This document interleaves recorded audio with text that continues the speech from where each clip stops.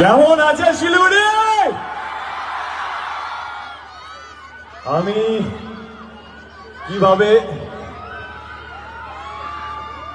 এই তোমরা স্টেজে আছো,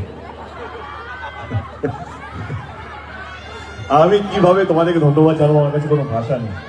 যেইভাবে চিৎকার চেঁচামেচি, যেইভাবে তোমরা দুপুর থেকে আছো, 3টে থেকে দিদা এসেছিল, তিনি বলেন 3টে থেকে এখানে আসেন। আপনারা অনেকেই সকাল থেকে এসছেন, প্ল্যান করছেন, হয়তো ভোরবেলা থেকে বেরিয়েছেন, অনেকে আলিপুরদুয়ার থেকে এসছে, অনেক দূর দূর থেকে এসছে এখানে।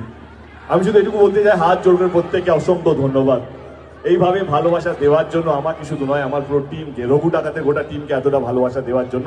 শুধু রঘু ডাকাতও বলবো না, বাংলা ছবিকে এতটা ভালোবাসা দেওয়ার জন্য। আলটিমেটলি আমরা সবাই বাংলা ছবির একটা সৈনিক। আমরা সবাই চেষ্টা করছি যে বাংলা ছবিকে কিভাবে আরো গ্রহণযোগ্য করবো, আরো মানুষের কাছে নিয়ে যাবো। গত বছর আমি হারান নিয়ে এসেছিলাম, আমার এখনো মনে আছে, আমরা পাগল হয়ে গেছিলাম।